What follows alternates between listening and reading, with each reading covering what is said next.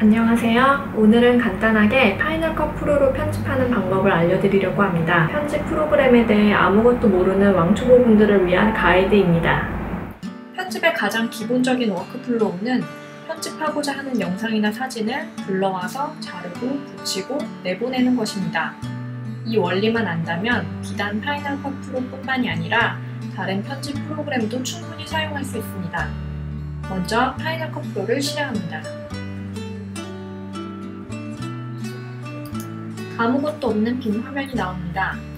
파이널 컷 프로는 폴더의 개념 대신에 라이브러리, 이벤트, 프로젝트라는 개념을 갖고 있습니다. 라이브러리 안에 이벤트가 있고 이벤트 안에 프로젝트가 있는데 쉽게 예를 들어보자면 라이브러리는 책꽂이입니다. 이벤트는 스케치북입니다. 책꽂이에 스케치북이 꽂혀 있는 것이죠. 스케치북은 한 권이 될 수도 있고 여러 권이 될 수도 있어요. 그럼 스케치북은 무엇으로 이루어져 있나요? 네, 바로 도화지로 이루어져 있습니다. 이런 도화지와 같은 개념이 파이널 컷 프로에서는 프로젝트입니다. 스케치북 안에는 한 장의 도화지가 있을 수도 있고 여러 장의 도화지가 있을 수도 있습니다. 그림을 그리기 위해 도화지 위에 여러 물감을 칠하듯 편집을 하기 위해 타임라인 위에 여러 소스들을 붙여서 영상물을 만드니 나름 둘이 일맥상통하는 면이 있다고도 할 수 있네요. 아까 라이브러리, 이벤트, 프로젝트 순으로 이루어진다고 했으니까 제일 처음 만들어야 할 것은 라이브러리입니다. 파일, 뉴, 라이브러리. 원하는 경로에 라이브러리 이름을 찍고 엔터를 눌러줍니다. 저의 경우는 프로젝트별로 폴더를 하나 만들어서 그 안에 라이브러리, 각종 소스들, 그리고 최종 출력물까지 하나로 담아서 보관하는 걸 좋아하는데요. 이번에도 그렇게 하겠습니다. 화면이 바뀌었죠? 모든 화면을 읽는 방법은 왼쪽에서 오른쪽입니다. 맨 위에 왼쪽을 보면 별 4개가 뭉쳐있는 라이브러리가 있고 밑에 폴더 2개가 생겼습니다. 이 별 한 조각이 바로 이벤트입니다. 그림에서 알 수 있듯이 이 별 조각 이벤트가 여러 개 모인 것이 라이브러리라고 할 수 있죠. 위에서 이벤트는 스케치북, 프로젝트는 도화지라는 개념과 같다고 예를 들었죠? 그렇다면 본격적으로 편집을 하기 위해 이벤트라는 스케치북 안에 프로젝트라는 도화지를 만들어 봅시다. 파일, 뉴, 프로젝트. 그럼 여기서 프로젝트 네임을 정합니다.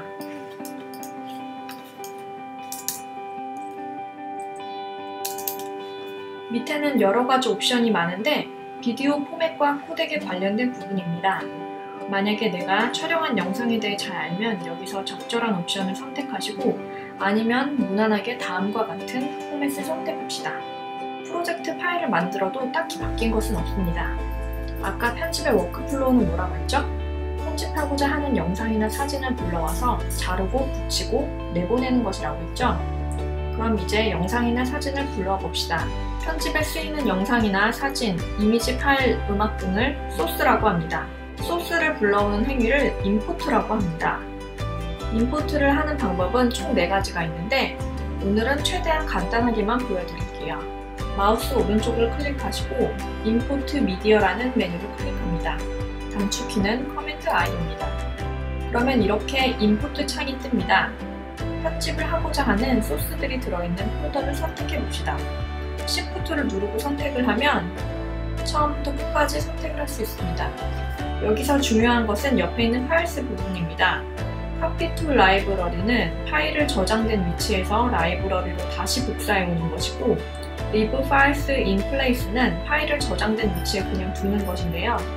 라이브러리로 파일을 다 복사해 오면 안정적으로 편집을 할 수 있지만 라이브러리의 용량이 아주 커집니다.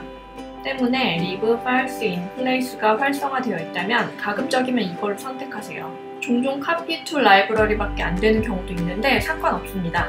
편집 다 끝난 후에 용량 정리를 해도 되니까요. Import Selected를 누르면 파일들이 다 들어옵니다.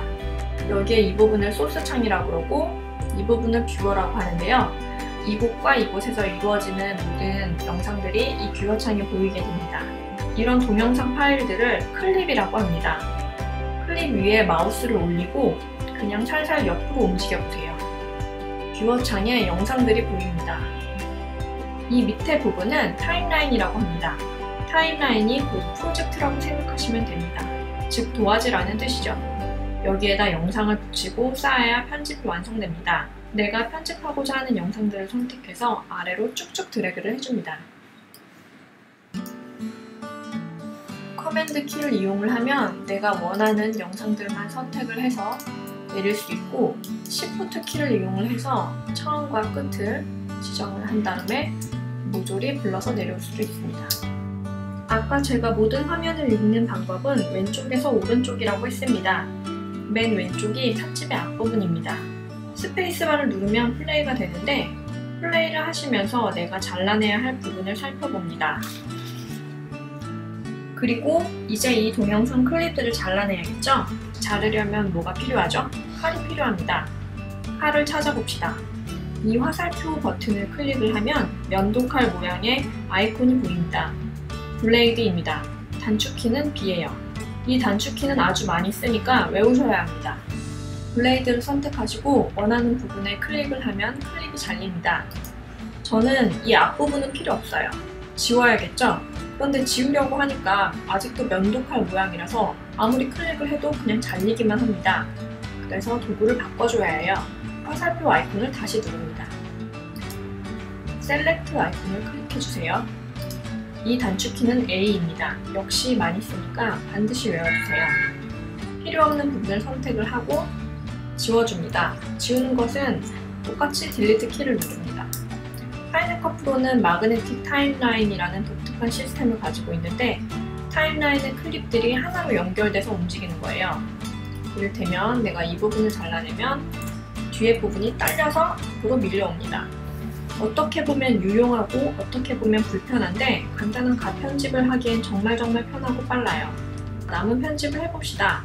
뒤로 가서 키보드 B를 누르고 자르고 A를 누르고 선택, 삭제.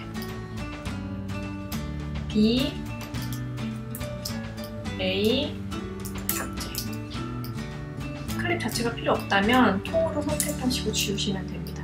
반드시 면도칼로만 자르는 건 아니고 클립의 앞과 뒤를 드래그를 해주시면 이 원하는 길이만큼 또 줄어듭니다. 여기서 화면에 효과를 주고 싶으면 우측에 이펙트와 트랜지션 탭의 효과들을 선택을 해서 드래그해서 넣어주면 됩니다. 색을 보정할 수도 있고 간단한 화면 전환 효과를 줄 수도 있습니다. 그렇지만 이런 것들은 다음에 다시 제대로 다루겠습니다. 오늘은 아주 간단하게만 알려드릴 거예요. 어느 정도 편집이 되면 이제 이걸 내보내야겠죠?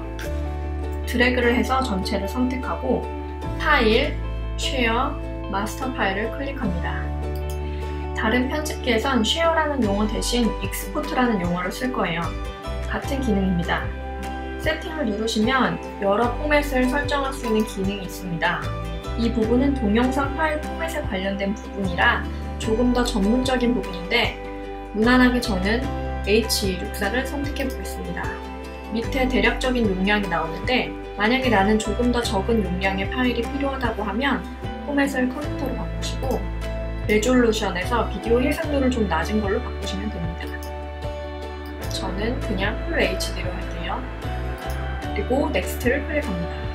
동영상 파일이 저장될 곳을 지정합니다. 그럼 아무것도 또 나오지 않죠? 시계 버튼을 클릭을 하면 대략적인 진행 상황에 대해 알 수 있습니다. 다 완성이 되면 이렇게 우측에 알림이 뜹니다. 만들어진 파일을 확인을 해서 정상적으로 출력이 됐는지 반드시 체크해야 합니다.